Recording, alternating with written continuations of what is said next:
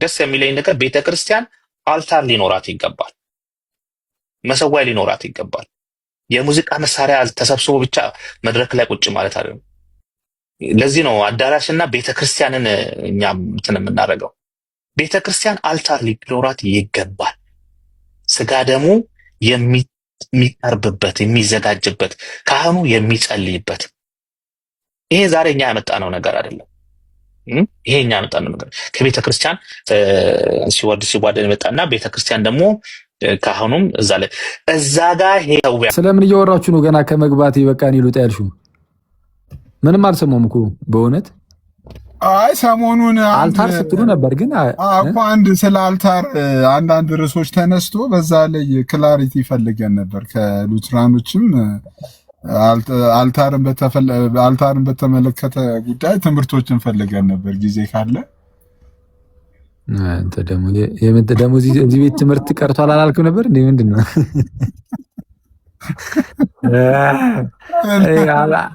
አልታር የሌለበት ክርስትና እኮ በታሪክ ውስጥ አይታወቅም እኮ በእውነት አለ እንዴ? በታሪክ ውስጥ እንደዚህ አልታር የሌለበት ክርስትና በጣም በቃ ነጣጥለ ማየት አትችልም። ከጥንትም ጀምሮ ማለት ነው። እኔ እንግዲህ ከሐዋርያት ከነ ቅዱስ ዮሐንስ ተምሯል ተብሎ የሚታመንለት በፕሮቴስታንቶችም ጭምር የሚታመንለት ማን ነው? አግናጢዮስ አለ ለምሳሌ፣ ግናሽዮስ ኦፍ አንቲዮክ። እንዴ እሱ ስለ አልታር በተደጋጋሚ ነው አንድ መሰዊያ እያለ የሚናገረውና ያለ አልታር እኔ ክርስትና በቃ አልታር ከሌለ ቤተክርስቲያን አትሆንም በተአምር ቤተክርስቲያን አይደለም። እሱን አሁን አንዲቹ አልታር ከሌለማ አዳራሽ ነው የሚሆን ያለችው እሱ ነው እንዴ? እንደዛ እያለ እኔ እኮ እሱን ክላሪቲ ፈልጌ እኮ አንዲቹ ማታ እንደዛ ብላችኋል ወይ እኮ ነው። አልተቻሉም እንደዚህ ሉተራኖች በእውነት እንዴ። ወይ እኔ እኮ መለስኩልህ፣ ያው አዳራሽ ነው አልኩኝ እኮ። ያው ከሌለ እንግዲህ አስገቡ። ሲሲዬ ምንድን ነው ምን ችግር አለው ብታስገቡ? አስገቡ ማለት አልታር ነው የሚያስገቡት። ምንም እኮ የሚገባ ነገር እኮ አይደለም። እንዴት ነው ነገር? ሌላ አሁን እስካሁን ሲል የነበረው ግን አዳራሽ ነው። በቃ አዳራሽ እንደ ማንኛውም እንትን አዳራሽ ነው። ቸርች መሆኑ የሚታወቀው ያው መድረኩ ላይ እንትኑ አንዳንዱ ቸርች መስቀል አለው፣ አንዳንዱ ደግሞ የሆነ ገባ እና እንትናቱም አሉ፣ ስዕላቱም አሉ። የሆነ የጌታችን ስዕላት የድንግል ማርያም ስዕል አሉ እዛ ገባ። ስለዚህ ቸርች መምሰል አለበት። ግን ዋናው ግን ስዕላት ሳይሆን መሰዊያው ግድ ነው። በቃ ቸርች ለመሆን ቤተክርስቲያን ለመሆን መሰዊያ መኖር አለበት። የጌታ ስጋና ደግሞ የሚቀርብበት መሰዊያ ግድ ነው። ካልሆነ ግን አዳራሽ ነው ሲሱ።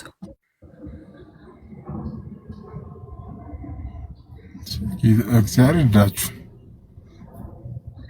እግዚአብሔር ይርዳን በል እንጂ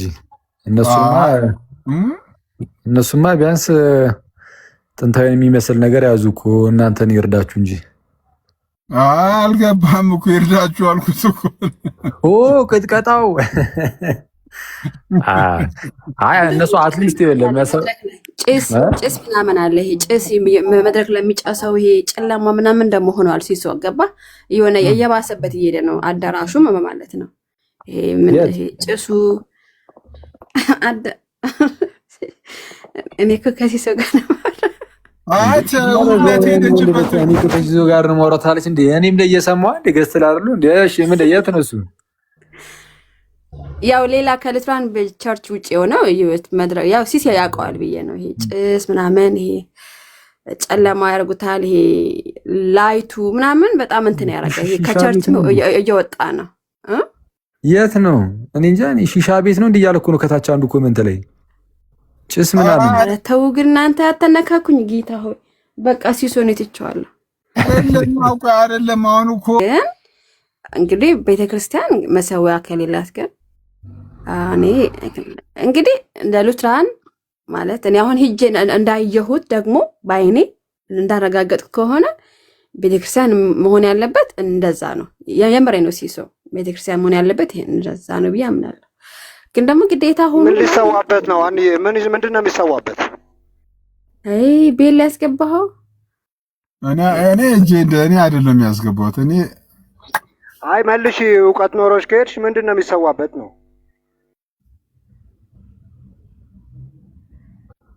ሰዋችሁ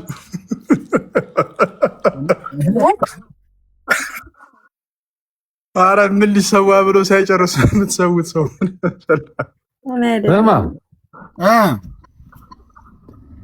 እና የአልታር ጭዊ ደግሞ ሰሞኑን ሊቆጣጠሩ ነው የምትለኝ ሚዲያውን? አይ የምር አሁን ቆይ እስቲ አኪ አንድ ጥያቄ ልጠይቅ። የእውነተኛ የአንድ ቤተክርስቲያን የእውነተኛ በታሪክ ውስጥ ማለት ነው በታሪክ ውስጥ አንድን ቤተክርስቲያን የሚያስብሉ ምን ነገሮች ናቸው? እንግዲህ ያው በጉባኤ ደረጃ መገለጫዎቿ ተብሎ የተቀመጡ 4 መገለጫዎች ተቀምጠዋል። አንዲት ቅድስት ዓለም አቀፋዊትና ሐዋርያዊት የሚል ከስርዓት አምልኮ አንጻር ካየኸው ግን የስርዓት አምልኮ በቤተ ክርስቲያን ታሪክ ውስጥ በቀይርሰን የምትለየው በሊተርጂዋ ነው፣ በቅዳሴዋ ነው፣ አለቀ። ወይም በማህበር ጸሎቷ ማለት ነው። የማህበር ጸሎቷ ቅዱስ ሚስጥር የሚሰናዳበት ያ ጸሎት እሱ በቃ ሊተርጂ ሁሌም አደ ሴንተር ነው በቤተ ክርስቲያን ሁሌም ከጥንት ጀምሮ። ያለ ቅዳሴ ቤተክርስቲያን አትኖርም፣ ኖር አታውቅም። ያለ ህብረት ጸሎት፣ ይሄ የህብረት ጸሎቱ ደግሞ ከቅዱስ ሚስጥር አንጻር ማለት ልክ መጽሐፍ ቅዱስ ላይ እንጀራ ለመቁረስ ተሰባሰቡ እንደሚለው ማለት ነው። በቃ ሁሌ ይሄ እዚህ ነው። ይሄ ማዕከሉን የሚያደርገው እዚህ ላይ ነው፣ እንደዚህ አይነት አምልኮ ላይ ነው። ለዛ ነው አልኩ እኮ ቅድምም አግናጢዮስ ምን እያለ የሚናገረው አግናጢዮስ ከራሳቸው ከሐዋርያት የተማረ ነው እንዳልኩ። ሁላችን አንድ መሰዊያ ብቻ ይኑረን እያለ በተደጋጋሚ የሚናገር ነው። ስለዛ አንድ መሰዊያ ይኑረን ያለው ለምንድን ነው መሰለ? አንዳንድ ሐሰተኛ መምህራን ተነስተው ስለነበረ እነዛ ሐሰተኛ መምህራን ደግሞ ከዚህ መሰዊያ መጥተው አይሳተፉም። ያው የጌታን ስጋ ምናምን ስለሚክዱ ነው። በርግጥ እነሱ እነዚህ ኖስቲክ መናፍቃን ናቸው፣ ዶሴቲክ መናፍቃን ናቸው። እና ምንድነው አንድ መሰዊያ ብቻ ከኖረ ሁልጊዜም ቢሆን አንዲት ቤተክርስቲያን ነው የምትኖረው። ስለዛ ኢቨን አልታሩን አንድ አልታር እያለ የሚናገረው ለአንዲት ቤተክርስቲያን እንድትኖር መከፋፈል እንዳይኖር ሲያስተምር ይህንን የሚጠቀመው እና አልታሩ ከቤተክርስቲያን ጋር ያለው ግንኙነት በጣም ጥብቅ ነው። በቃ ማዕከል ነው እሱ ነው። እኛ አሁን ልንጸልይ ስንሄድም ቤተክርስቲያን ልናስቀድስ ስንሄድ አልታሩን ክብ ሰርተን አልታሩን ነው ዞረ ነው ቅዳሴ ጸሎት የምንጸልየው። በቤተክርስቲያኒቱ ዙሪያ ስንቆም እንደዚህ መሀል ላይ ያለው ሴንተር ላይ የሆነ ፓስተሩ ወይም መጋቢ ወይም ቄሱ ወይም እንደዛ ማለት ሳይሆን አልታሩ ነው የሚኖረው። ጌታችን ኢየሱስ የክርስቶስ ፕሬዘንስ እዛ ጋር አለ። የጌታ ስጋ እዛ ጋር እየተሰነዳ እኛ ሁላችን ደግሞ ከሱ ተካፍለን ከጌታ እንዲህ አይነት በረከትን አግኝተን የእርሱን ስጋና ደም ተቀብለን እንለያያለን ማለት ነው። እና ሁልጊዜም ቢሆን አልታር ግዴታ ነው። አልታር የሌለበት ዘመን በቤተክርስቲያን ታሪክ ውስጥ አይታወቅም።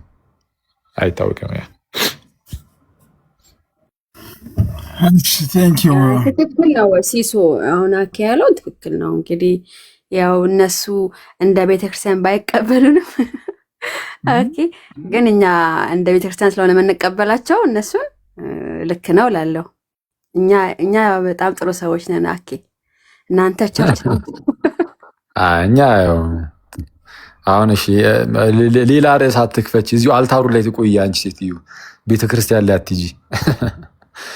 አልታሩ ይሻላል። እና ጥሩ ነው። ግን እንደዚህ ምንድነው የሚሰዋበት ይላል ወንድማችን ቤሊ። እንትን ነው ያው የጌታችን ኢየሱስ ቅዱስ ስጋውና ክቡር ደሙ ስለሚሰናዳበት ለዛ ነው እንደዛ ተብሎ የሚጠራው። ምንድነው ክርስቶስ ራሱን መስዋዕት አድርጎ አቅርቧል። እሱ ነው ልክ ይሄ የፋሲካው በግ የምታስታውሱት ከሆነ የፋሲካው በግ በዘጸአት ላይ እንደተነገረው ማለት በተለይ ምዕራፍ 12 ላይ እግዚአብሔር አምላክ ለአይሁዳውያን የሰጠው ነገር አለ አይደል? ለሕዝበ እስራኤል እዛ ለነበሩት ሕዝበ እስራኤል የሰጣቸው ነገር አለ። እንግዲህ በጣም ብዙ ተአምራትን እያሳየ ሕዝቡን ከግብጽ ባርነት ነፃ ለማውጣት ሲል ፈርዖን አልለቅም ብሎ በጣም እልህ ውስጥ ተጋብቶ ስለነበረ እግዚአብሔር የመጨረሻ ታላቅ የሆነ ተአምርን ሊያሳይ ነው። ያ ተአምርም የጥፋት ነው። ምን አይነት ጥፋት? በግብጽ ውስጥ በኩራትን ሁሉ አጠፋለሁ ገድላለሁ አለ እግዚአብሔር። ከዛን በኩራትን ሁሉ ያጠፋ ዘንድ የሚያጠፋ መልእክተኛ ተላከ እና ያ የሚመጣው የጥፋት መልእክተኛ የእስራኤላውያንን ቤት እየሄደም በኩራትን እንዳይገድል ከየቤቱ የሆነ በኩር ነው የሚገድለው። እና ኢቨን ልጅ ባይኖራቸው ራሱ ለእነርሱ የተወደደ የተባሉ የሆነ ነገርን አጥፍቶ ነው የሚሄደው። ስለዚህ አሁን የእስራኤል ቤትንም እንዳይጎበኝ በዚህ ጥፋት የእስራኤል ቤት በእንደዚህ ጥፋት እንዳይጎበኝ ትልቅ ምልክት ተሰጣቸው። እሱም ያው ታሪኩን ታውቁታላችሁ። ነውር የሌለበት በግ እንዲታረድ አርደው ደሙን በመቃና ጉበኑ እንዲቀቡት ምናምን ነገር እና ከዛ በኋላ ደግሞ የዛን የተቀባውን ማለት ነው የታረደውን ነውር የሌለበትን በግ የእሱን ደግሞ የፋሲካውን በግ ደግሞ ስጋውን ደግሞ እንዲበሉት ሊትራሊ እንዲበሉት ማለት ነው ያዛቸዋል። ከዛ የጥፋት መልአክ ሲመጣ ያንን የጥፋት መልእክተኛ ማለት ነው ያንን የተቀባውን ደሙን እያየ ያልፋል ማለት ነው። እና የተቀባው ደም ምናምን ይሄ ሁሉ በቃ ይሄ የፋሲካው በግ ነገር ምሳሌነቱ ለጌታችንና ለመድኃኒታችን ለኢየሱስ ክርስቶስ ነበረ ነው። እና መጥምቁ ዮሐንስ ሲናገር እነሆ የዓለምን ኃጢአት የሚያስወግድ የሕያው እግዚአብሔር በግ እንዳለው ጌታችን የምርም የሕያው እግዚአብሔር በግ ነው። ጳውሎስ ደግሞ ሲናገር በመጀመሪያ የኮሪንቶስ መልእክቱ ምዕራፍ 2 ቁጥር 5 ላይ ነው ፋሲካችን ክርስቶስ ታርዷልና ይላል። በጣም የሚገርመው ፋሲካችን ክርስቶስ ታርዷልና። አሁን ፋሲካችን ክርስቶስ ታርዷል። አዎ ምንድን ነው ፋሲካ? ፋሲካ በቃ ያ ነው አሁን ያልኳችሁ ነው። በመጽሐፍ ቅዱስ ላይ ዘጸአት ምዕራፍ 12 ላይ ያለ ለመታሰቢያ እንዲሆን በየዓመቱ አድርጉት ተብሎ ነበረ። በጣም የሚደንቀው ባይዚ እሱ ታሪክ የሆነ በጣም ቅደም ተከተሉን ይዛችሁ ስትመለከቱት ፋሲካ ያው እንዳልኳችሁ ነው። በቃ ያ የዛ አሁን ቅድም ያለው ዘጸአት ምዕራፍ 12 ላይ ያለው ነው እና የፋሲካን በዓል ሁሌም አድርጉት ተብሎ ስለታዘዙ ሁሌም ያደርጉታል በየዓመቱና በየዓመቱ ያደርጉትና የፋሲካ ሰዓት የሚበላው ስጋ የዛ የበግ ስጋ ነው የሚበሉት። ያንን ለመታሰቢያ የሚያደርጉት ማለት ነው። እና ጌታችንና መድኃኒታችን ኢየሱስ ቅዱሱን ስጋውና ክቡሩን ደሙን ሲሰጣቸው ማለት ነው በዕለተ ሐሙስ የፋሲካ በዓል ሰዓት ላይ ነበር የሰጣቸው። እና ቅዱስ አትናቴዎስ ይህንን ይይዝና ምን ይላል? ኢማጂን ለፋሲካ እራት ሊበሉ በተሰባሰቡበት ሰዓት የጌታ እራት የተባለው ለዛ ነው። ነገራችን ላይ ቅዱስ ቁርባን በተሰባሰቡበት በዛ ሰዓት ላይ ህብስትን አነሳና ባረከ፣ ቆረሰ፣ ሰጠ። ምን ብሎ ሰጣቸው? ይህ ስጋዬ ነው። የፋሲካ ጊዜ የሚበሉ ስጋ የበጉን የፋሲካውን በግ ስጋ ነው እና ይህ ስጋዬ ነው ከእርሱ ብሉ ብሎ ሲሰጣቸው እናያለን። ስጋ ከተባለ የዛን ቀን ትዝ የሚላቸው በቃ ያ ነው ማለት ሊታወቅ ምንድነው ልንረዳ የምንችለው የፋሲካ ቀን ምሽት ፋሲካን እራት ሊያደርጉ ያውም በዓሉን ሊያከብሩ ተሰባስበው ሊበሉ ነው። ስጋ ይኸው ከተባለ ያ ስጋ ከቂጣ ጋር ተደርጎ ይበላል ከህብስት ጋር። ያ ስጋ የሚታወቀው በቃ ስጋ ከተባለ የፋሲካው በግ ስጋ ነው። በጣም የሚገርመው ግን ጌታችን ስጋ ብሉ ብሎ አልሰጠም። ህብስትን አነሳ፣ ባረከ፣ ቆረሰ። እነሆ ስጋ አይደለም ያለው እነሆ ስጋ ነው ያለው። እስቲ ከታች ምንድን ነው ያለው? እስቲ ያየ ሰዎች ኦዲየንስ ተኮር ነው ታውቃለህ፣ የትምህርት አሰጣጤ እነሆ ስጋ ነው ያለው ወይስ ምንድን ነው ያለው? እስቲ ጋይስ ህብስትን አነሳ፣ ባረከ፣ ቆረሰና እንካችሁ ይህ ስጋ ነው አለ። አዎ ስጋዬ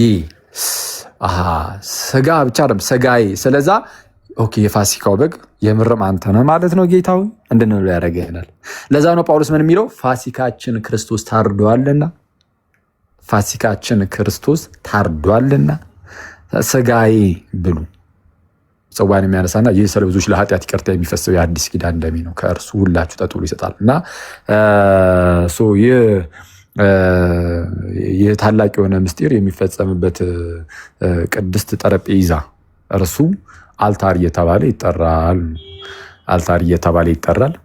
ኢቭን ቅዱስ ቁርባንም የአልታሩ ምስጢር እየተባለ የቅዱስ መሠዊያው ምስጢር እየተባለ ይጠራል። ሳክራመንት ኦፍ ዲ አልታር ማለት ነው። በተለይ እነ አውግስጢኖስ እንደዛ ይላሉ በጣም በኋላ ላይም የፕሮቴስታንቲዝም ከተነሳ በኋላ እነ ሉተር ሳክራመንት ኦፍ ዲ አልታር እያሉ ነው የሚጠሩት። ላርጅ ካቴኪዝሙ ላይ ምናምን እንደዛ ነው የሚያስቀምጠው እና እንደዛ ነው። አኪ ጥያቄ ልጠይቅህ እንትን ካልከ አንደኛው አልታሩ ከምንድን ነው የሚዘጋጀው? ራሱ አልታሩ የሚዘጋጅበት መንገድ ምንድን ነው?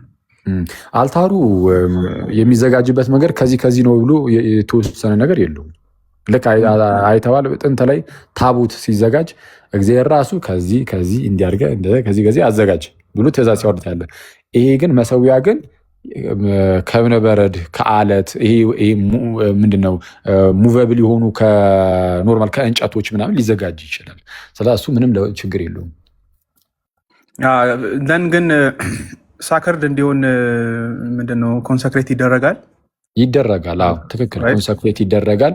የኮንሰክሬሽን ጸሎት ተደርጎ ምናምን የኤርሲያን እረኞች ወይም ጳጳሳት ተገኝተው እነሱ በጸሎት ምንድነው ያከብሩታል ማለት ነው። አክብሮት በጸሎት ያከብሩታል፣ ኮንሰክሬት ያደርጉታል ማለት ግን ያንን ዕቃ ምንድነው ለዚህ ለተቀደሰ አገልግሎት ይለዩታል ማለት ነው። ስለዚህ አሁን ይሄኛው ለሌላ አገልግሎት አይደለም፣ በቃ ለዚህ አገልግሎት ብቻ የሚውል ይሆናል። ያ ሁለተኛው ደግሞ አይ ቲንክ ሚስ ኢንፎርሜሽን ሚስ አንደርስታንዲንግ ስላለ እዚህ ላይም ያው እንዲጠራ ነው የምጠይቅህ። ስለ ማገባኛ አይደለም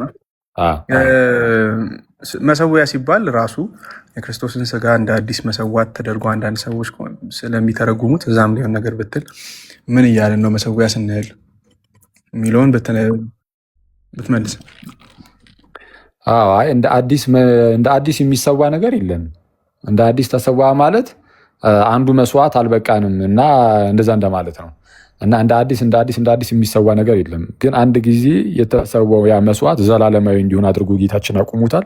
ስለዚህ በዛ ውስጥ በዕለተ ዓርብ የነበረውን ያንን የክርስቶስን የመስዋዕትነት ስራ አሁን ቅዳሴ ላይ በተሰባሰብን ቁጥር እንጀራን ለመቁረስ ህብስትን ለመቁረስ የጌታን ስጋና ደም ለመካፈል በተሰባሰብን ቁጥር ያ እውነተኛ የሆነው መስዋዕትን አሁንም እናቀርበዋለን ነው ማለት። እንደ አዲስ ሳይሆን የዛው ኤክስቴንሽን ነው፣ የዕለተ ዓርቡ ኤክስቴንሽን ነው። ያ ኤክስቴንድ የሆነ ማለት ነው። ራሱ ነው ዕለተ ዓርብ ጋር ነው ቀጥታ የምንሄደው።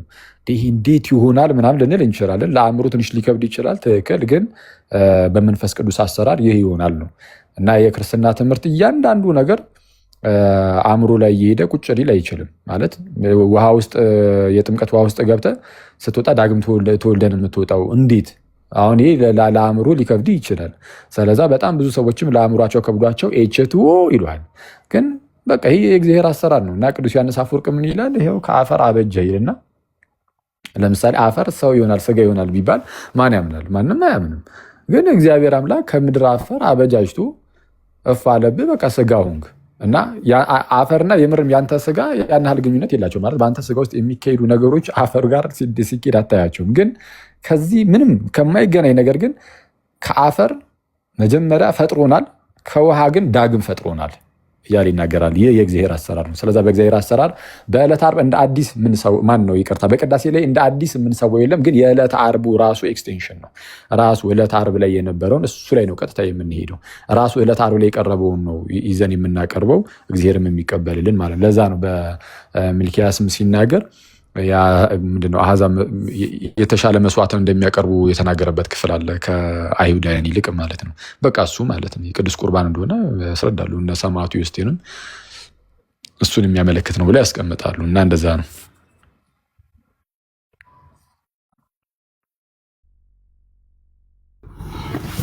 ቴንኪው አኬ። አንቺ ጥያቄ አለሽ? አይ እኔ እንኳን የለኝም ጥያቄ የለኝም። ግን ትልቁ ላይ የሆነ ሰው የለውም እኮ እንትኑ ገዝቱ ባዶ ነው። ምንድን ነው ቤት ምን ሆነ? ቤቱማ እንትን እኔ አልታይም። አንቺ አለ ትልቁ ላይ ላረገ ፈልጌ እምቢ አለኝ። አይቻልም ይሁን ነገር ትልቁ ላይ እኮ ነው። አንዬ እንትኑ ትምህርቱ አዞረሽ ወይስ በእውነት ለኔ አይታየኝም። አንተ ትንሽ ላይ ያለኸው ዋኪ በቃ የኔ ኔትወርክሽ ነው ማለት ነው። ኔትወርክሽ ማለት ነው። ከጠና ያለው በቃ ምንም እዚህ ሀገር ስለሚደግሙ እኔ የሆነ ጊዜ ላይ አንድ ጀለስ ነው አሉና ሉተር እሺ ወይስ የጩቤ ይቅር? እሺ ይቅር በቃ ጋይስ ታፕ ልጫወት ቢቁ ማለት ሉተር ላይ ሊጫወት ሳይሆን እኮ ሉተር ደጋሚ ነው አልከኝ እኮ እሱን ልትል ፈልገህ ነው? አይደለም። አይ አይደለም ሉተር ምን አሁንማ አንቺስ ደጋሚ አሉሽም እንዴ? አቡነ ዘበሰማያት አደገ በእውነት እንዴ? ሉተር ጀግና ደጋሚ ነው በእውነት። አንቺስ አደገም እንዴ? አንተን እኮ ነው አሁን የተለመደው ይሄ ድግምት ምናምን ነገር ሌላ ስለሆነ ያስቀኛል እንጂ እንጂ እሱ ራሱ አይተሽዋል አይደለ? እዛ ምን ላይ ነው? ላርጅ ካቴኪዝሙ ላይ ነው ስሞል ካቴኪዝሙ ላይ ይሁን እንጃ ብቻ ይላል እኮ ዳኒ አንዴ ፈቀድለት። አንዴ ዳኒ ላስገባውና ቆይ ሲስ ያው እንግዲህ አንተ ታቦከዋለህ መታ አንዳንዴ ደግሞ እሺ ሁሌ እንደማንስማማ እያወቅ አይ ቅድም እዛ ጋር አንድ በአዲስ ኪዳን ምን መስዋዕት የሚባል ነገር የለም ብሎ ክሌም ስላደረገ እስቲ ቆይ እንትን ነው የሚሆነው፣ ጉንጫ አልፋ ክርክር ነው የሚሆነው። ቆይ ትንሽ እዚሁ እናወራና ከዛ እኔ ስወጣ እናንተ ታወራላችሁ። እስከዛ ሲሲ አንተን አትበይዋ ሙዴን እና ምንድነው ሉተር ምንድነው ጸሎት ሃይማኖትን ድገሙ ይላል።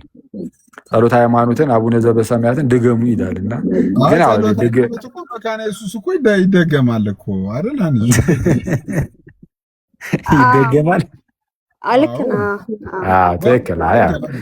እሱም ያዛል ሉተርም እና ስለዛ መካነ ኢየሱሶች ደጋሚዎች ናቸው። ጥሩ ነው፣ ደስ ይላል። እኛም ደጋሚዎች ነን። እኔና አንቺ ደጋሚዎች ነን። ከታላቅ ይቅርታ ጋር ተቃውሞ ያለው ሰው ካለ ድግምቱን ተቀበልሽ?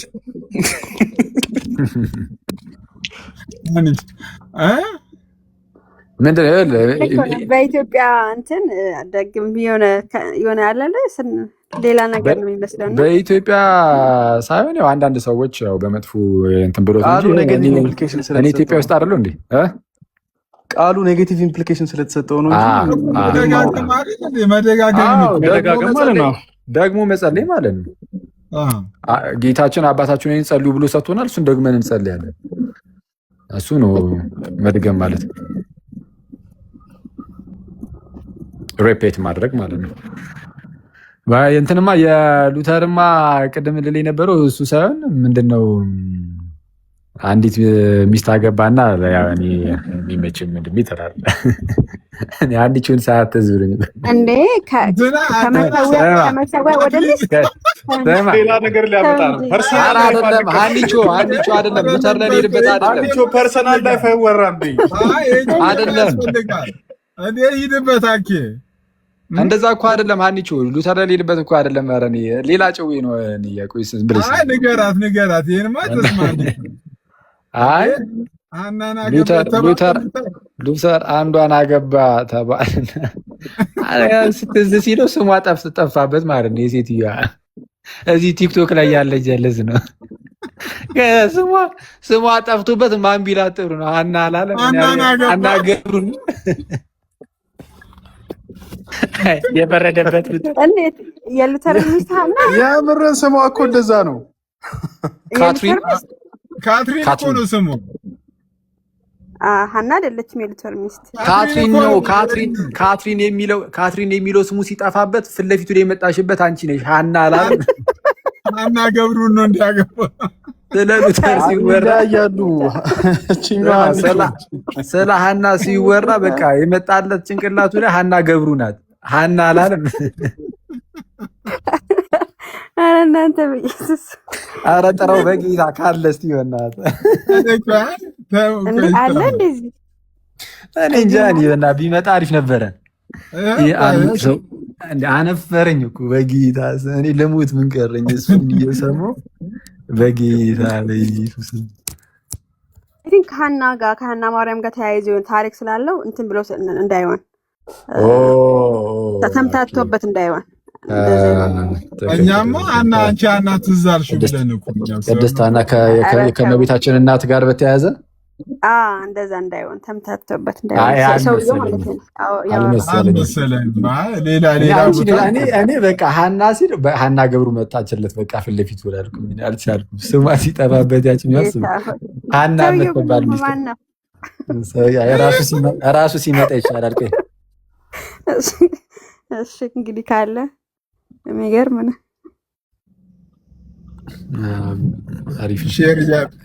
ቤዲ ኤክስቴንሽን የሚለው ነገር በጣም አሞታል። ምንድን ነው እያልኩት ቸገር ዘድር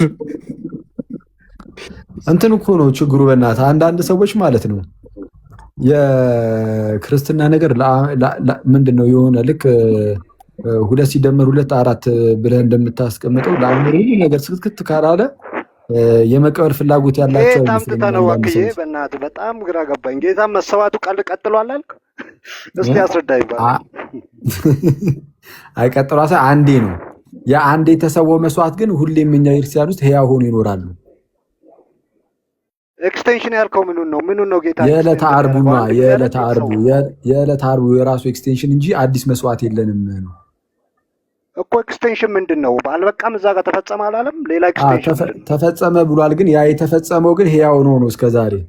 በምን መልኩ መሰለ ቤሊ ማን ነው ዕብራውያን ምዕራፍ 7 ላይ እንዳለው አንዴ አማላጅ ነው ማለት ከሆነ ተቀብያለሁ። እኛ አማላጅ አይደለም፣ መስዋዕት ስራው አንዴ የተደረገ ነው፣ ግን ደግሞ በቀጣይነት ሁሉ ጊዜም የሚሰራ ነው ብለህ ታምናለህ? ራይት? እንደዛ ነው። በዛ መልኩ ይሄኛውም አንዴ የተሰራው የጌታ ስራ የመስዋዕቱ ስራ ሁል ጊዜ የሚቀርብ ሆኖ በቤተ ክርስቲያን አክቲቭ ነው ለማለት ነው እንጂ እንደ አዲስ በየቀኑ ግን የሚሰዋ ነገር የለም አይደል? የቀጠለ የሚሰዋ ነገር የለም። በደንብ ከሰማ እኮ የቀጠለ የሚሰዋ ነገር ግን በሌላ ትምህርት ስላለ ነው። የሆነ ሰይፍ ይዞ ይሰዋዋል በየቀኑ ምናምን የሚባል ሌላ ትምህርት አለ። እሱን የተናገረ መስሎኝ ነው እኔ።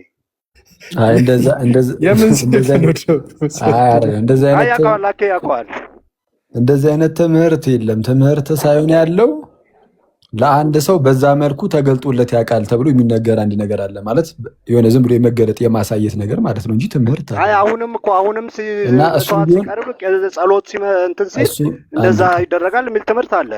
ፈለገ ነው ሲናገር የሰማሁት እኮ ሰው ልክ ሲጸለይ በል ያ ጽዋው የምርም የራሱ የክርስቶስ ደም ይሆናል። ይህንን ታምናለህ? እንደዚህ የሚል የለም መጽሐፍ ቅዱስ ራሱ ማለት ነው። የጌታ ነው እንዴ? ኢየሱስ ደሜ እኮ ነው ያለው። ለምን ኢየሱስን አታምነው? ደሜ አይልም። 22 ላይ ሉቃስ 22 ሂድና ይህ ቆይ አዲስ ኪዳን ነው የሚለው። ቆይ ደሜ አይልም ነው ያልከው? አዎ እሺ። ማቴዎስ ወንጌል ምዕራፍ 26 ሉቃስ 22 ወዳጅ ችግር የለውም። የሉቃስንም እናነበዋለን። ሉቃስ እኔ ስለጠቀስኩልህ ሉቃስ አንዴ ቆይ ሉቃስን ጥቀስ። ጥሩ ነው፣ ምንም ችግር የለውም። አሁን እኮ የሉቃስንም እኮ እናየዋለን፣ ምንም ጣጣ የለውም እያልኩ ያለሁት ግን ደሜ የሚል መጽሐፍ ደሜ ይላል እኮ ስለ ደሜ አይልም አልከኝ። ሉቃስ ላይ አይደለም አይልም ያልከኝ፣ በቃ አይልም ነው ያልከው። መጽሐፍ ቅዱስ ደሜ ይላል አይልም? ደሜ መጽሐፍ ቅዱስ ላይ ደሜ ይላል አይልም? በደሜ የሚሆን አዲስ ኪዳን ነው ይላል። ስለዛ መጽሐፍ ቅዱስ የማትቀበል ነህ ማለት ነው አንተ። እኮ ደግሞ ችግሩ እኮ ሲሶ ቤት ሆነ በደንብ እንዳልናገርም። እሺ ስለዛ ይኸውልህ አንተ እኮ ሁሉም ስለሚሰማ እኔ ልሰማ ግድ አይገባም። ደሜ አይልም ብያለሁ። ላውጣና ላሳየህ። እሺ ማቴዎስ ወንጌል ላይ ይላል። ሉቃስ አትቀበልም? እቀበላለሁ። የሉቃስንም እናየዋለን። የሉቃስንም እቀበላለሁ፣ የማቴዎስንም እቀበላለሁ። አንተ የሉቃስንም የማቴዎስንም እኮ የሉቃሱ ይነበብ። ሌሎቹም አሁን ከዚህ በፊት አንተ በእናትህ አትጨቃጨቅ። እንደው መጽሐፍ ቅዱስንም እሺ ቆይ አንዴ የማርቆስን ትቀበላለህ? የሉቃሱን ይዩት። ለምን ፈራኬ አንዴ? ኧረ አሳይ፣ ያውጣና አሳይ። በቃ ስለዚህ ሉቃስ ላይ ምን ይላል? ይህ በደሜ የሚሆን አዲስ ኪዳን ነው ይላል። በደሜ የሚሆን አዲስ ኪዳን ያለው ምኑን ነው? የተሰጠው ርስቱ እንትኑን ጽዋውን። ኦኬ ጽዋው ኪዳኑ ነው። አዲስ ኪዳን ነው አለ። ስለዚህ አዲስ ኪዳን ነው ብለህ ትቀበላለህ? ችግር የለምና እንዴ በደሙ የሆነ እና ታዲያ ቅዱስ ሚስጥሩ ላይ እኮ ነው ኪዳኑ ያለው ራሱ። ያለ ኪዳን መዳን አለ ካልከኝ፣ ያለ ጌታ ኪዳን መዳን አለ ካልከኝ አዲስ ኪዳን ነው። አሁን ደሜ ስለሚል ይኸውልህ፣ ደሜ ስለሚል ደሙ ነው ካልክ አዲስ ኪዳን ነው ሲል አዲስ ኪዳን ነው ብለህ ትቀበላለህ? እና ቆይ ላሳየህ እኮ ነው። ከመጣሽ ማርያም ጣምጣሽ አሉ። አሁን የለ ሉቃስ ላይ ያለው አንደኛ ኮሪንቶስ ላይም ጳውሎስም በገለጸበት መንገድ እንሂድ ካልን በደሜ የሚሆን አዲስ ኪዳን ነው ይላል። እንደዛ ያለው ምን ነው?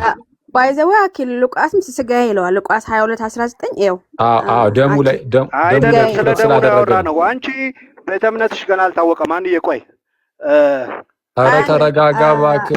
በደሜ የሚሆን አዲስ ኪዳን ነው ይላል አይደል? ተረጋጋ ቆይ። ስለዚህ አዲስ ኪዳን ነው ብለህ ትቀበላለህ? ትክክል። አዎ ነው። በደሙ የሆነ አዲስ ኪዳን ነው። ያ ቅዱስ ምስጢር በደሙ የሚሆን አዲስ ኪዳን ነው። አዲሱ ኪዳን ያለው በቅዱስ ስለዚህ ምስጢር በኩል ደሜ አይልም አዲስ ኪዳን ነው ይላል። አዲስ ኪዳን ነው ደሜ የምትወስደው? አይልም። አንተ እባክህን ቆይ እስኪ አንዴ ተረጋጋ። በጌታ ስም ደሜ የሚለውን ይሄ ዝም ብለህ ቃል በቃል ፈልገህ ከሆነ ማቴዎስ ወንጌል ምዕራፍ 26 ቁጥር 28 ነው። አሁን ቃሉን አዲስ ፈልገህ ኪዳን ነው ይላል። ይኸውልህ ደሜ ብለዋል ብለሃል አይደል? ደሜ ሲል ደሙ ነው ቃል። አንዴ እባክህን አንተ እየገባህ እዚህ አታዝገን። አንዴ ስማ። ደሜ የሚለውን ቀጥታ ቃሉን ፈልገው ከሆነ ሉቃስ ላይም ይሄው አለ ብያለሁ። ምን የሚል ቃል አለ? እንግዲህ አሁን ደሙ ላይ ብቻ ትኩረት ስላደረግክ ማለት ነው። ስለ ስጋው ከሆነ ስጋዬ ይላል እዛ ላይ ቢሆን፣ ስለ ደሙም ቢሆን ግን ይህ በሐዲስ ኪዳን የሚሆን በደም የሚሆን አዲስ ኪዳን ነው ይላል።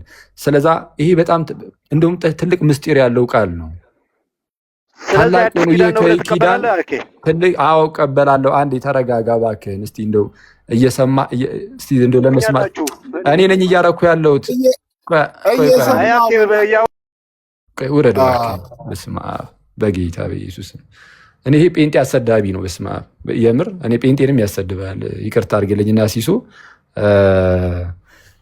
በስመ አብ እና ደሜ ነው አይልም ይላል ማቴዎስ ወንጌል ምዕራፍ 26 ላይ እንግዲህ ቀጥታ ቃል በቃሉ ፈልገው ከሆነ ይህ ስለ ብዙዎች ለኃጢአት ይቅርታ የሚፈሰው የሐዲስ ኪዳን ደሜ ነው፣ ደሜ ይህ ነው ይላል።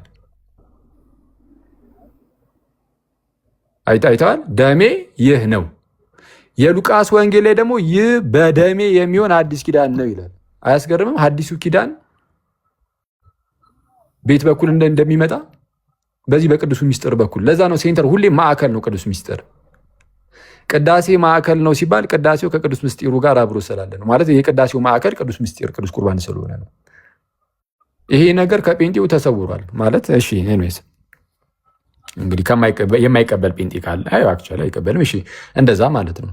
እና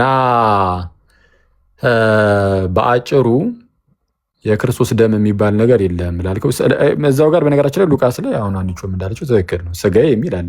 ደም የሚለው ላይ ፎከስ ስላደረግን ነው። ስጋ ከተባለ እዛው ላይ ስጋዬ ነው ይላል። እንጀራውን አንስቶ ወይም ህብስትን አንስቶ ስጋዬ ነው ይላል። ደሙም ደሜ ነው። የራሱ ደም ነው። የክርስቶስ ደም ነው። የራሱ የክርስቶስ ደም ነው ቅዱስ ቁርባን ላይ ያለው። አዎ ያ ህብስቱ የጌታ ስጋ ይሆናል እንግዲህ ምክንያቱም ስጋዬ ነው ስላለ። ስለዚህ የራሱ የክርስቶስ ስጋ ነው። አዎ ምንም እንኳን የሆነ የከለር ለውጥ ባናይ የጣዕም ለውጥ ባናይ እንኳን ህብስቱና ወይኑ ላይ ጌታ ግን አዎ ስጋዬ ነው ካለ እኛ ጌታን እናምነዋለን፣ በቃ እንቀበሏለን። የሆነ በአይናችን ላይ የሆነ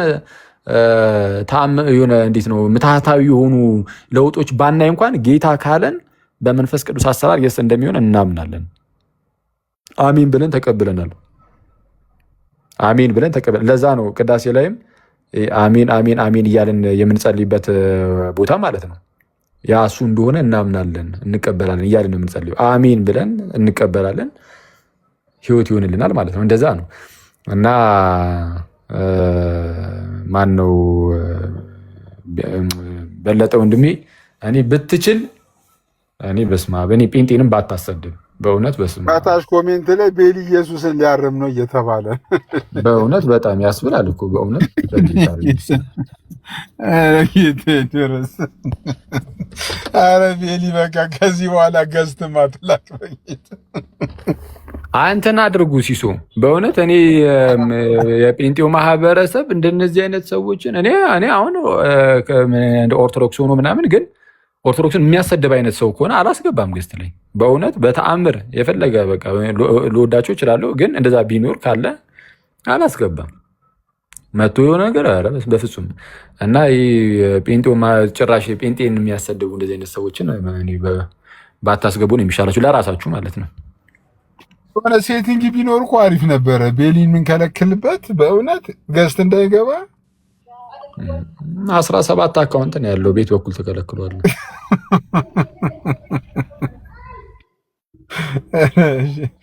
በጣም ከባድ ነው።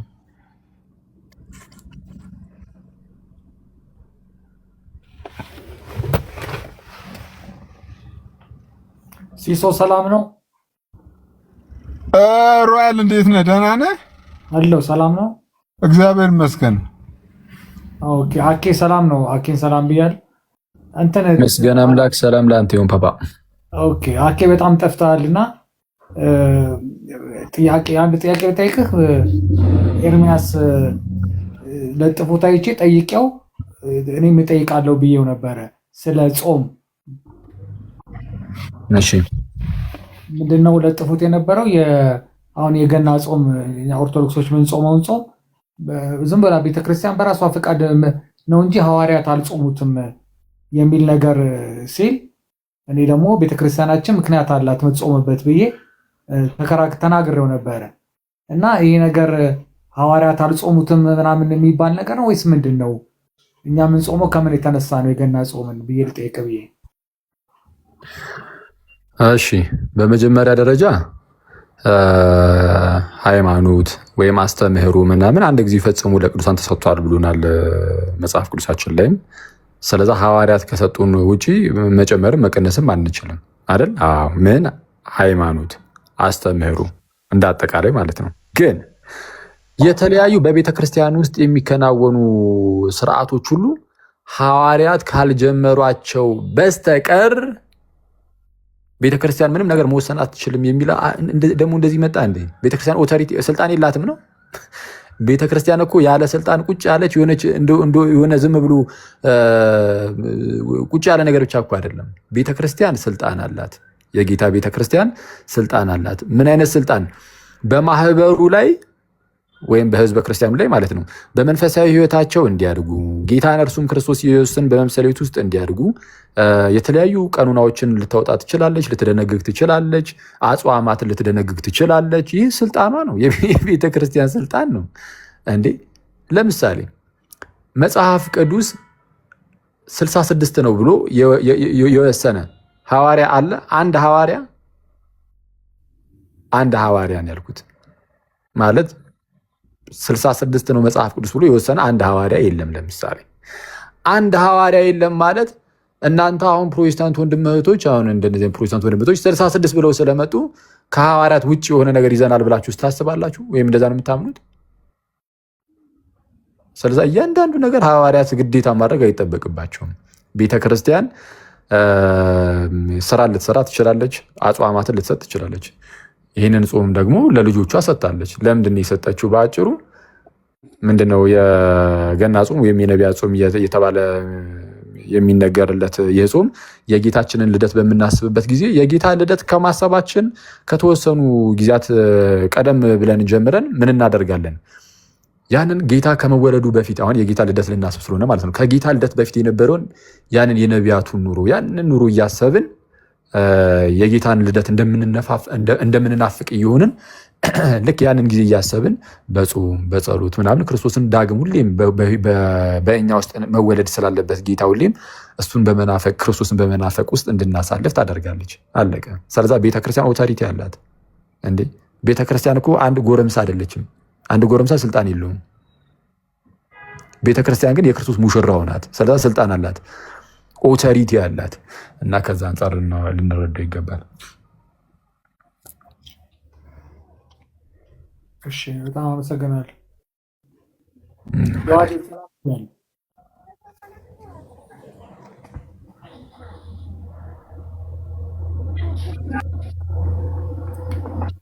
እያወራሽ ነው ፓፓ? አይሰማም።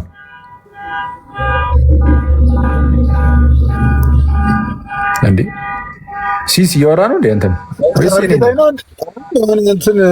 እንትን ነው የሚሰማው። ምን ከኋላ ሰርግ ላይ አለ እንደ ያዋጅ ከዚህ ነው መሰለኝ። አንተ ጋር ነው ጭራሽ ሰርጉ። ተበላው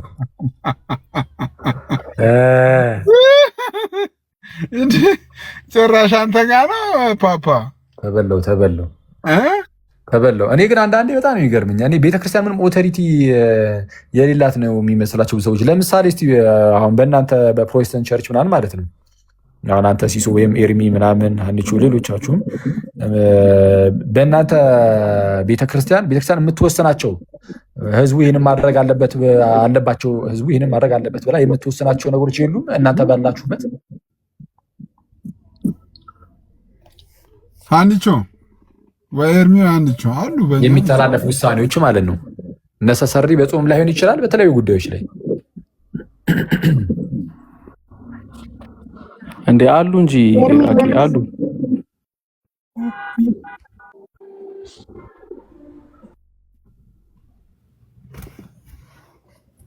አልከኝ ያለው ቤተሰብ ሁሉን አሉ አኪ አይሰማም እንዴ? ሰላም እያልኩ ለጥያቄ ነበር የገባሁት። እሺ አንዴ ቆይ አቤኝ። እሺ ወንድም ይቅርታ አንዴ ቆይ። እሺ ኤርሚ ይቀጥል። ጥያቄ በተለያየ ነገሮች ምክንያት ቤተክርስቲያን የምትወስናቸው ውሳኔዎች የሉም ወይ ነው አይደለ? አዎ የምትደነግጋቸው ድንጋጌዎች ምናምን አሉ። እንደ አብያተ ክርስቲያናት እንደ አጠቃላይ የሚወሰኑ ውሳኔዎች አሉ። በሎካል ደረጃ ደግሞ የሚወሰኑ ውሳኔዎች አሉ። በአሰራር ዙሪያ፣ በቤተክርስቲያን አመራር ዙሪያ ሊሆን ይችላል። ለምሳሌ እንዳልከው በጾም ጸሎት ማወጅ፣ መንፈሳዊ እንቅስቃሴዎች ዙሪያ ሊሆን ይችላል። ኢቨን በማውገዝ ደረጃ ሊሆን ይችላል። አንዳንድ ነገሮች ላይ ምናምን የምትወሰናቸው ውሳኔዎች ይኖራሉ አሉ በደንብ። አሁን ይሄ ምን ይባላል? የቸርች ኦቶሪቲ ይባላል። እንግዲህ ይሄ በቃ ቤተክርስቲያን ኦቶሪቲ ያላት ዝም ብሎ እንደዚሁ ኦቶሪቲ የሌላት በቃ ዝም ብሎ የሆነ እንትን ነገር አድርገን ልናስባት አይገባም ለማለት ነው። ዮሐዴ ወይ ተቋረጠ ኔትወርክ መሰለኝ ቅድም። አይሰማም እኮ ስተወራ ቆይስ የነቢያት ጾም የተባለውማ የጌታ ልደትን ከማሰባችን በፊት ስለሆነ የምንጾመው ከጌታ ልደት በፊት ነቢያት አልነበር የነበሩት? ነቢያት ሁሉ ምንድነው እስከ ዮሐንስ ድረስ ተናገሩ ተብሎ እንደተነገረ ጌታ እስኪመጣ እነሱን በማሰብ ስለሆነ ከዛ አንጻር ነው። ነቢያት ሁሉ የጌታን መምጣት ይናፍቁ ስለነበረ ጌታችንም እንደተናገረው ብዙ ነቢያት እናንተ የምትሰሙትን ሊሰሙ ወደዱ ግን አላገኙም ብሎ እንደተናገረው እነሱን እያሰብን ምናምን ያው ስለምንጾም የነቢያት ጾም ይባላል። ነቢያት ሁሉ የጌታን መምጣት ይጠባበቁ ስለነበረ። እሺ እና ይሰማል ፓፓ ቀጥይ። ቃለ ሕይወት ያሰማልና አሪፍ ነጥብ፣ አሪፍ ጥያቄም ነው፣ አሪፍ ነጥብም ነው የተናገርከውና አሁን አንዳንድ ቤተ ክርስቲያንን እንዴት እንደምንረዳ ታውቂውን ነው። ቤተ ክርስቲያን ማለት ዘ ሊቪንግ ባዲ ኦፍ ክራይስት ነች፣ ወይም ደግሞ የክርስቶስ ያው የሆነች አካሉ ነች እና የሆነች ሙት ነገር አይደለችም። የሆነ ነገር በቃ ዝም ብለው እንደ ሬሳ እየተቀባበልክ ምናምን የምታልፈው ሳይሆን እንደውም አባቶች ሲናገሩ ስለ አፖስቶሊክ ትራዲሽን ሊቪንግ ዘ ፓስት ኢን ዘ ፕሬዘንስ ብለው ነው የሚናገሩት ማለት ነው። ሶ ቤተ ክርስቲያን በመጽሐፍ ቅዱስ በቅዱሳኑ ሁሉ የተካሄዱት ነገሮች በሙሉ እኛ እንድንኖራቸው ታደርጋለች ቤተ ክርስቲያን። ሶ የቅዱሳኑ ሕይወት ደግሞ እንድንኖረው ስታደርግ የሆነ በማሰብ ደረጃ ብቻ ሳይሆን ወይም አስ ኤ ሚሞሪያል ሳይሆን የነሱ ሕይወት ራሱ እኛ እንድንኖረው በማድረግ ነው ክርስትና ቤተ ክርስቲያን የምታስተምረው። ያን ስታደርግ የነቢያቱን ተስፋቸው ወይም ደግሞ ተስፋ አድርገው ክርስቶስን በጾም በጸሎት ሲጠብቁት የነበረው መሲሁን እኛም ከነሱ ጋር አብረን በጾም በጸሎት የሚመጣ መሲህ ወይም ደግሞ የሚመጣውን ክርስቶስ በተስፋ ሲጠብቁት በጾም በጸሎት ሲጠብቁት የነበረውን ክርስቶስ እኛም እንጠብቃለን ማለት ነው።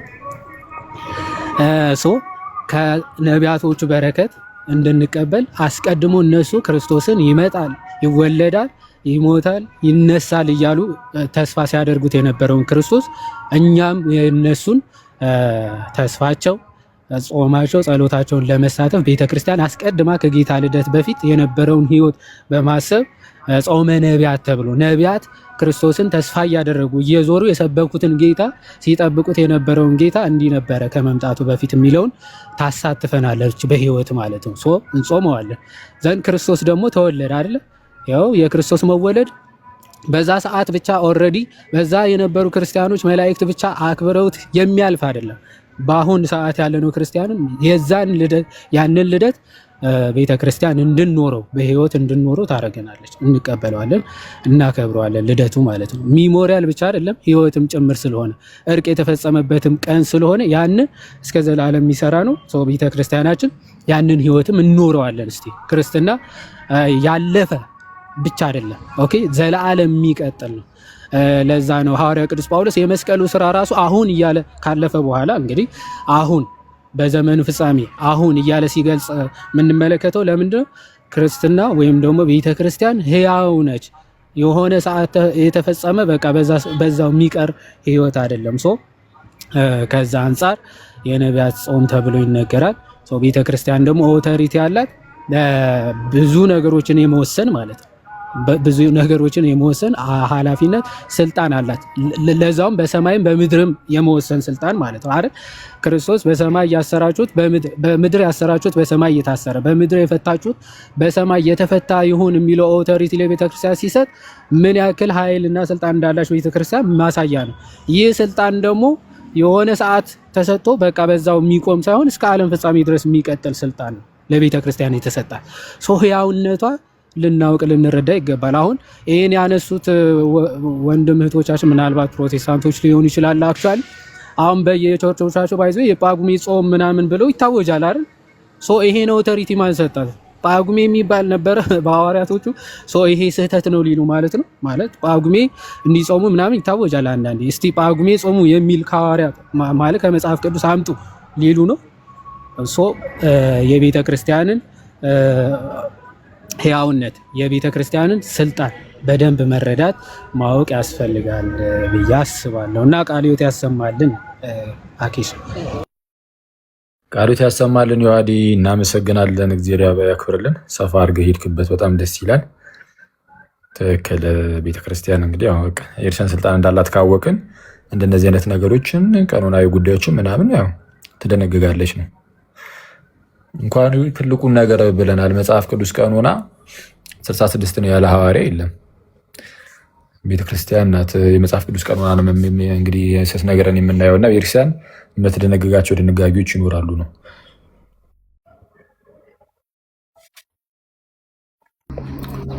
እሺ እና አንቺ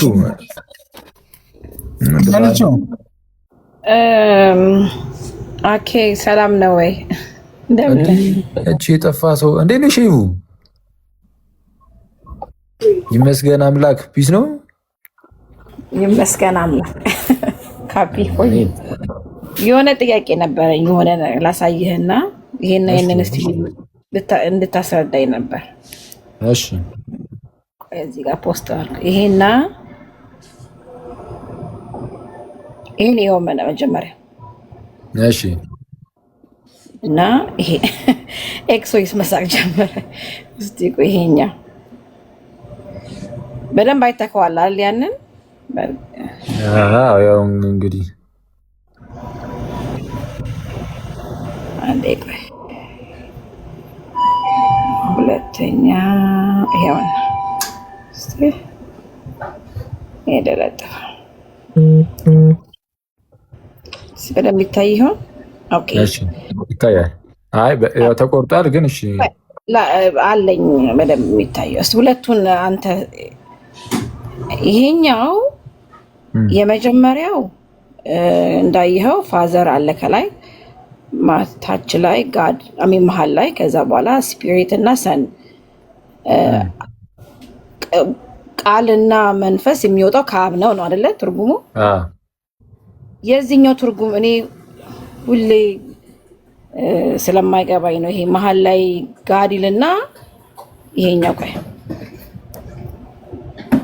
ይሄኛው ምንድን ነው? ይሄኛው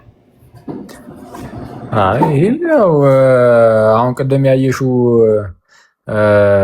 ቃሉና መንፈሱ ከአብ የሚወጡ ናቸው ያልሽው ላይ እዛው ላይ ኤሰንስ ብሎ ጋር ሄዱን መሀል ላይ ጽፎልሽ ነበር እና አብም ቃሉም መንፈሱም አንድ አምላክ እንጂ የተነጣጠሉ ሶስት አማልክት ምናምን ማለት አይደለም የሚለው ለማሴት ነው። እና ይህም አይ ቲንክ በዚህም አይ ቲንክ ሳይሆን በቃ እያስረዳ ያለው ምንድን ነው? አብ አምላክ ነው፣ ወልድም አምላክ ነው፣ መንፈስ ቅዱስም አምላክ ነው ይልና አምላክ የሚለውን አብ ላይ ለብቻው፣ ወልድ ላይም ለብቻው፣ መንፈስ ቅዱስ ላይም ለብቻው አምላክ አምላክ አምላክ የሚል ቁጭ አላደረጉም። አንድ ቦታ ላይ ብቻ ነው ያስቀመጡት። ለምን? በቃ አንድ አምላክ የአንድ አምላክ አማኞች ስለሆኑ ማለት ነው። እንግዲህ በዚህ ዲያግራም የሚያስረዱ ሰዎች በአንድ አምላክ ነው የምናምነው ስለሚሉ በቃ አምላክ አንድ ቦታ ላይ ብቻ ነው ያስቀመጡት። ግን ሶስት አካላት ግን ስላሉ በዚህ በአንድ አምላክ ውስጥ ግን ሶስት አካላት ስላሉ አብ ወልድ አይደለም፣ አብ መንፈስ ቅዱስ አይደለም፣ ወልድም አብም አይደለም፣ መንፈስ ቅዱስም አይደለም፣ መንፈስ ቅዱስም አብ አይደለም፣ መንፈስ ቅዱስ ወልድ አይደለም ብለው 3 ዲስቲንክት የሆኑ አካላት ግን አንድ አምላክ እንዳለ እያሳዩ እንደዛ ነገር ነው። ከአብ አይደለ እንደ ቃልና መንፈስ የወጣው ይሄ በዚህ ዳያግራም መሰረት ከአብ ነው። ግን ከአብ ነው የሚወጣው ቃልም መንፈሱም። ግን ምንድነው ቃሉ ራሱ አብ አይደለም ነው። በዛኛው ነው በዛኛው በዚህኛው እኮ ነው ማለት በዚህኛውም አብ ወልድ አይደለም ሲል ለምሳሌ አብ ቃል አይደለም እያለ ነው፣ ወይም ደግሞ ቃል አብ አይደለም እያለ ነው። ማን ነው መነሻቸው የሚለው እኮ ነው ግራ እሱን ይጠብቅ። መነሻ ምናምን የሚለውን ይሄኛው በደንብ አያስረዳም። ይሄ ዲያግራም የራሱ የሆነ ድክመት ይኖርበታል ማለት ሁሉም ድክመት ይኖርባቸዋል። ይሄ ደግሞ በደንብ ድክመት ይኖርበታል። በደንብ ማለት ያው ብዙ ነገሮችን አያስረዳም።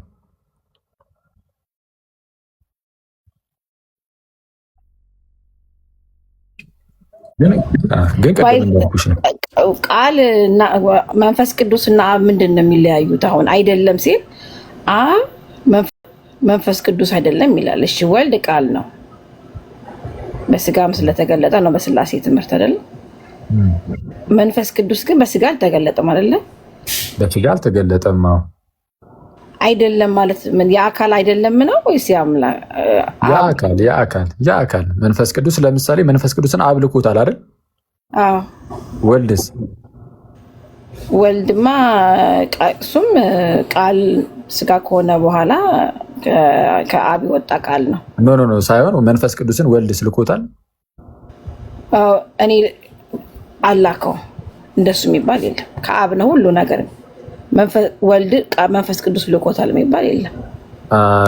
ከአብ ዘንድ የምልክላችሁ አጽናኝ አይልም ጌታ ኢየሱስ እኮ ከአብ የሚወጣ ነው ያለው እንጂ ከአብ ዘንድ ምን ምልላችሁ አለ? ከአብ የሚወጣ ነው የምልክላችሁ። እሺ ከአብ ዘንድ ምን ምልላችሁ ነው ያለው? የምልክላችሁ ማን ይሄንን ያለው? ኢየሱስ። ወልድ ነው አብ ነው ይሄንን ቃል የተናገረው? እኔ ኢየሱስ ከመጽሐፍ ቅዱስ የአብም ወልድም ስለሆነ እሱ ራሱ ነው የሚልከው ብዬ ነው። አይ ከአብ ዘንድ የምልክላችሁ ስላለ አብ ቢሆን ከራሴው ዘንድ የምልክላችሁ ይላል። ስለ ከአብ ዘንድ የምልክላችሁ ካለ ወልድ ነው አይደለም? እዚህ ጋር እየተናገረ ያለው ከአብ የሚወጣ ነው ያለው እኮ። ከአብ የሚወጣ እስከሆነ ድረስ እሱ ምንም ወልድ ለብቻ የምልክላችሁ ብሏላ። ከአብ ዘንድ የምልክላችሁ አጽናኙ መንፈስ በመጣ ጊዜ ከወልድ መለየት አይቻልም። ችግር የለውም። እሱን ሳይሆን ከአብ ዘንድ የምልክላችሁ ብሏል አይደለ? ይሄ ብሏል አልኩህ እኮ። ከአብ ዘንድ የምልክላችሁ ያለው አብ ነው። ኢየሱስ ደግሞ ሰው ማምላክ ስለሆነ አብ ከሆነ አብ ነው ከአብ ዘንድ የምልክላችሁ ብሎ የተናገረው። ተናጋሪውማ ወልድ ነው። እሺ በጣም ጥሩ። ተናጋሪ ወልድ ነው። ተናጋሪ ወልድ ከሆነ ከአብ ዘንድ የምልክላችሁ አለ። ተናጋሪ ወልድ ነው። ወልድ እልክላችኋለሁ አለ። ስለዛ ወልድ ልኮታል አላኩም ከአብ ዘንድ?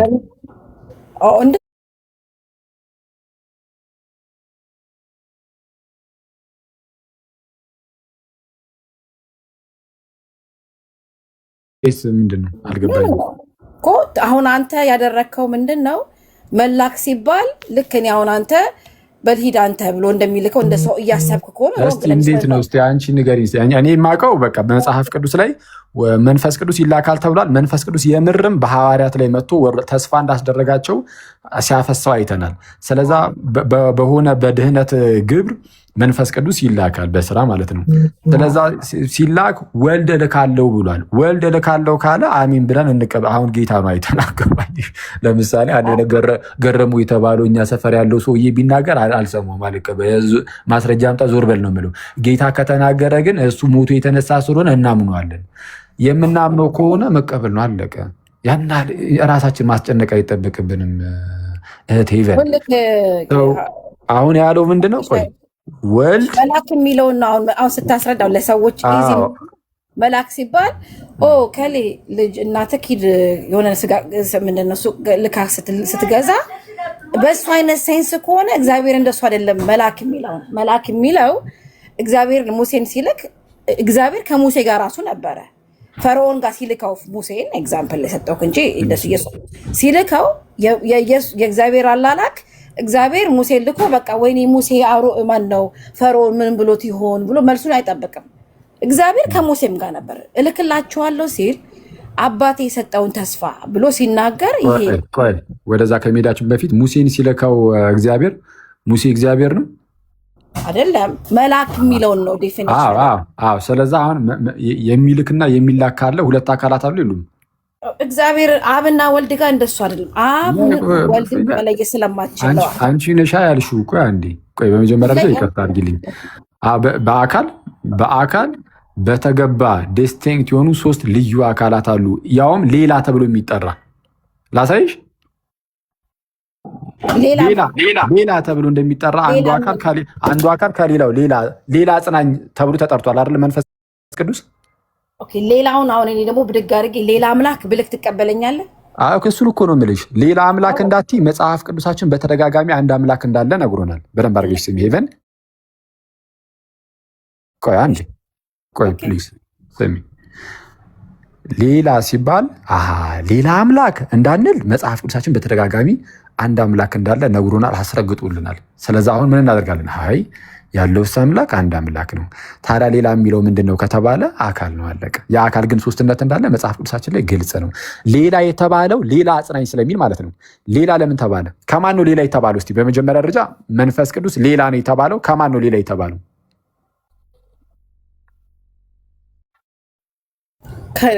ከማን ነው ሌላ የተባለው? ምን ማለት ነው አልገባኝም። እስቲ ጥያቄ ሌላ ተብሏል አይደለ? አዎ ከማን ነው ሌላ? ከማን ሌላ ማለት ሌላ ከተባለ ሌላ የሆነ አካል አለ ማለት ነው። ከዛኛው ሌላ እየተባለ ነው። ገብቶኛል። ልትለኝ ፈልገው ክሊሪፋይ እንድታደርግልኝ ብዬ ነው። እኔ የተረዳሁት ለምሳሌ አሁን ሌላ ስትል ከአብ የተለየ ሌላ እያለኝ ነው እንድልህ ነው። አይ እንደዛ እያለም አይደለም። በእርግጥ ግን ከማን ነው ሌላ የሚለው አንቺ እንድትይኝ ምናምን አይደለም። መጽሐፍ ቅዱሱ ገብቼ አሳይሻለሁ ስለምን እያወራ እንደሆነ። ከማን ነው ሌላ ያለው መንፈስ ቅዱስን? አሁን ከሚታየው በስጋ ወራት ከሰራው ሌላ ደግሞ እግዚአብሔር የሚሰራበት መንገድ ሰዎች መንፈስ ቅዱስ እየሰጠ ያጽናናል። ራሱ ሌላ ያለው ከማን ነው? እሱን ነው የጠየኩት። ከማንም ሌላ ከማንም አሰራሩን ነው ሌላ ያለው እንጂ ሌላ አካል እያለ አይደለም። ሌላ አጽናኝ እኮ ነው ያለው። ልክ እኮ ነው እኮ አጽናኝ ሌላ አጽናኝ ካለ ቆይ አንዴ ሌላ አጽናኝ ካለ ሌላም አጽናኝ እንደነበረ ያሳውቃል አያሳውቅም? ያሳያል አያሳይም?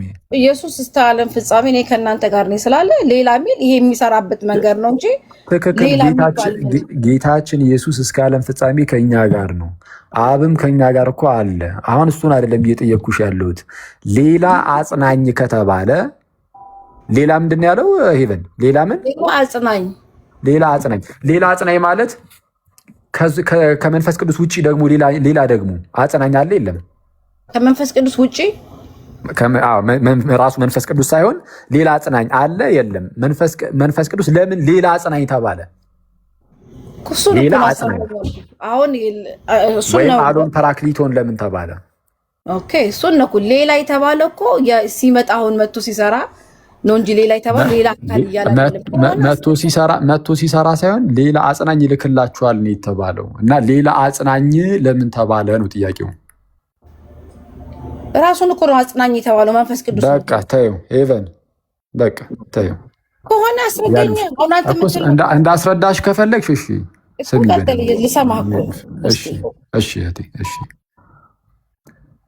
ጌታችንና መድኃኒታችን ኢየሱስ ክርስቶስ በምድር ላይ ሳለ ከሐዋርያቱ ጋር አብሮ አለ። ግን ጌታ ኢየሱስ ሞቶ ተነስቶ ከፍ ከፍ ብሎ ደግሞ ወደ አብ ያደርጋል። ሲሄድ ወላጅ እንደሌላቸው ልጆች አልተዋችሁም አለ ጌታ ኢየሱስ። ስለዛ የሆነ እንደ ኦርፋን ወላጅ እንደሌላቸው እንዲሁ ብትን አድርጓቸው የሚሄድ አይደለም። ይልቁንም ግን ሌላ አጽናኝ ደግሞ ይልክላቸዋል አብ። ሌላ አጽናኝን አብ ይልክላቸዋል። ጌታ ኢየሱስ እኔም አብን እለምናለሁ ሌላ አጽናኝም ይልክላችኋል አለ። እለምናለሁ ያለው ማን ነው እዚህ ጋር? ሄቨን ሌላን እንዴ? ሌላ ደግሞ አትጠይቀኝ። ይኸው እየጠበኩ እኮ ነው። ሌላ ምንድን ነው? በቃ እሺ፣ እኔም አብን እለምናለሁ አለ። እንደዚህ ብሎ የተናገረው ማን ነው? አብ ነው አይደለም? አብ ነው የሆነ እኔም አብን እለምናለሁ እያለ ያለው ድራማ ነው። ክርስትና ድራማ የሚያደርግ አንዳንድ ቤተ እምነት አለ። ነው አይደለም። ይህን የተናገረው ወልድ ነው።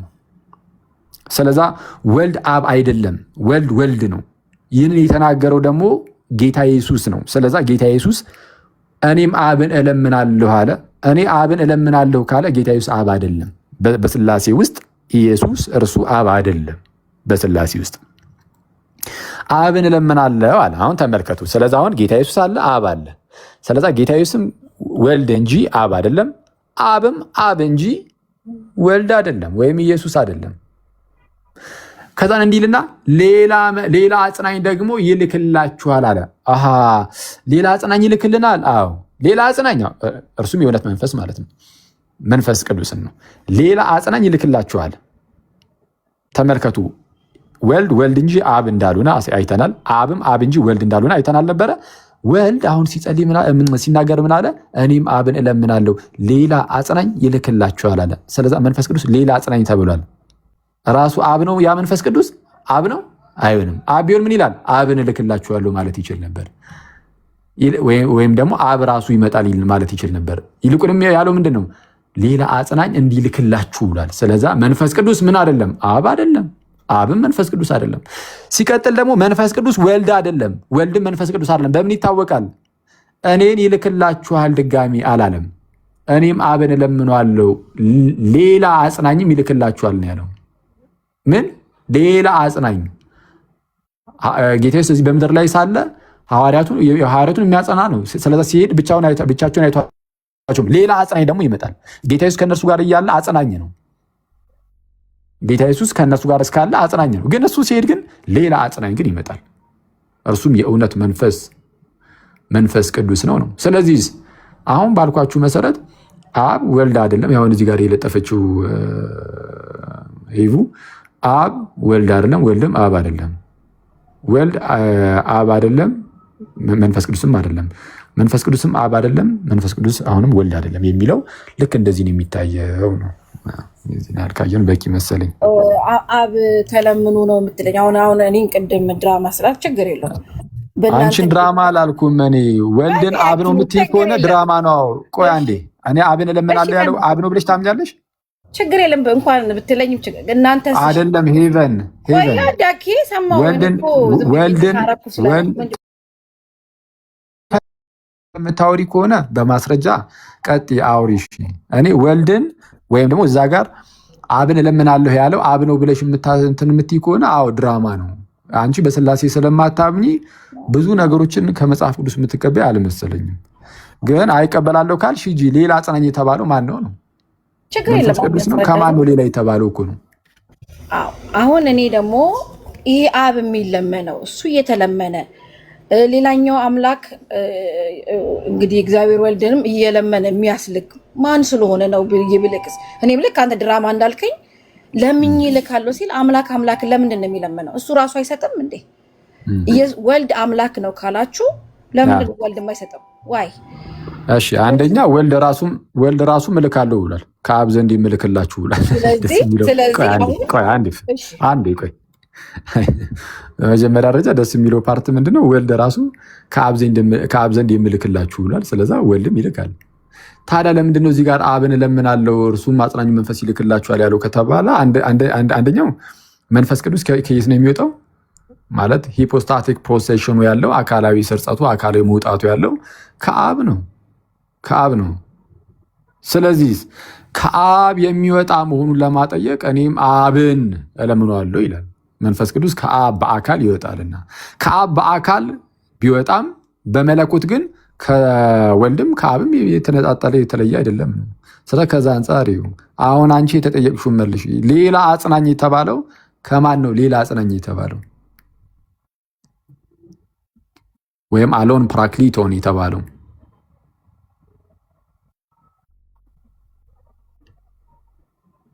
ኤቨን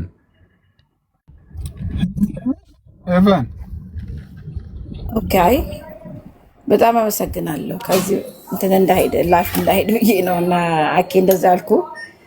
አሁን እኔ ያልኩት አብ ወልድ አምላክ ከሆነ ለምንድን ነው አብን እየለመነ የሚልከው? አሁን ነግሬሻለሁ ከምን አንጻር እንደሆነ እኮ ነገርኩሽ። አሁን እኮ መለስኩኝ። አየሽ እየሰማሽ አልነበረም። አንቺ የራስሽን ስራ እየሰራሽ ነው መሰለኝ። ከራሱ ለምን አይልክም? እንዴት ነው እንደዛ ነው? አሁን መለስኩኝ። አሁን ደግሞ የተጠየቅሽውን መለሽ። ሌላ አጽናኝ የተባለው ከማን ነው? ሌላ አጽናኝ የተባለው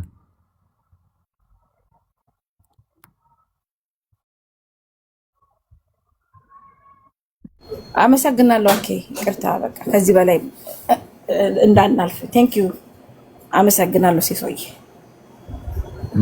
እሺ ካልሽ መልካም ጊዜ በይሽ። ምስጋናውን ትሆን አንዷን ጥያቄ መልሻት ይብዬ። ተዋት፣ መብቷ ነው። በቃ የዚህ ነው ያያለው ካለች አንቺ ይኸውልሽ አርፈሽ እዛው ፕሮቴስታንቶች ጋር ብቻ ነው ማውራት ያለብሽ አንቺ። አይሻልም? እሺ እኔም አመሰግናለሁ። ከማን ጋር እንደማወራማ ቃለው እሱ ልክ ልክ።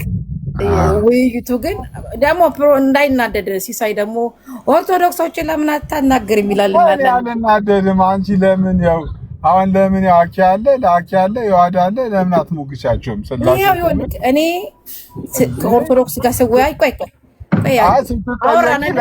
ላፊ አልሄድም። አኬ አንድ ብቻ ነው ላፊ ተናገረ ማለት ኦኬ፣ ችግር የለም። እናንተ ጋር መወያየት ቱ ሃርድ። በእናትህ ማነክ ሲሶዬ ስድብ ይከተላል። የቤተ ክርስቲያን አገልጋዮች ይሰደብ። ከእናንተ ጋር ዲን ማድረግ ይከብዳል። ሲሱዬ በእናትህ አንተ አሁን አቆምና አመሰግናለሁ ለማለት ችግር የለውም። አሁን ከነሱ ጋር እሱ የሚጠይቀኝ ከነሱ ጋር ነው ኤቭሪዴይ ነው የምናወራው። ምን ናኬ በስላሉ አሁን እንስማሽ። አሁን አንቺ ለምን ትወጫለሽ? አሁን እሱ የጠየቀሽን ጥያቄ ለምን አትመልሺም? እስቲ አዎ አሁን አኬ እየሄደበት ያለው መንገድ ላይ እኔ ስላልተመቸኝ ፍሪ ሊሆን የምናወራበት ቤት ሳገኝ ደግሞ አወራለሁ። ምክንያቱም እላፊ እየተካሄደ ከሆነ ፍሪሊ መዚ ተጃመዚ ግድ የለም። ምን ያሉ እና አዳም ቤት እንሄዳለን። እንዴት ሃንድል እንደምናደርግ እናውቃለን። አውቀዋለሁ ማለት ነው። ከዚህ በላይ ከሆነ አኬ የሚናደድብኝና ኦፌንድ ይሆናል። እኔ የምናደድና እንዳንጣላ ነው፣ እላፊ እንዳንሄድ ነው። ይሄን ያህል ካወራን ይበቃናል። አሲሶይ ቴንክ ዩ ስለፈቀድክልኝ። ለማንኛውም ችግር የለም። ለፍቃድሽ ማስገደድ አልችልም። ማስገደድ እኮ አይደለም ሲሶ የምናወራበት። አሁን አኬ ሲያወራ አስተማሪም ነው ፎርስ ማለት የቲክቶክ እዚህ የሚያስተምር ሰው ነውና ጠይቀዋለሁ፣ ይመልስልኛል። ከዛ ውጭ አይችልም። አይተህ ከሆነ ልክ እኛም ጋር እንደዛ ነው የሚደረገው። አሉ ደግሞ እንደ አዳምሻ እነ ሌሎቹ ጋር በደንብ ነው የምናወራው በምናወራው ልክ። እሱ ግን ጥያቄ ነው የጠየቁት። ጥያቄ ልጠይቅ ብዬ ገብቼ እንትን ዲቤት ማድረግ አልችልም። አየክ፣ ይሄ ስርዓት ነው። ልጠይቅ ብዬ ገብቼ የነገረኝን ተቀብዬ እወጣለሁ እንጂ ከሱ ጋር ምን በቅንነት እንደው ፈቃድሽ ከሆነ በቅንነት እሱ የጠየቀሽን ጥያቄ እስቲ አንዷን መልሽልን። ላኬ ለራሱ ለሊሳ ማነክ ሲሲጌ ጥያቄው አንድ ቀላል እኔ የሚጠየቁት እሱ እንደዚህ አላልክም ልል አልችልም። በሱም ሊና በእኔ በራሴ ሊና ኢየሱስ እግዚአብሔር ወልድ እግዚአብሔር ከሆነ ለምንድን ነው አብን ለምኖ መንፈስ ቅዱስ የሚሰጥ? እሱ እግዚአብሔር አይደለ እንዴ ብዬ ብላ በራሱ መንገድ መልሶልኛል። ይህንን ነው አይደለም ብዬ ልጨቃጨቅ አልችልም።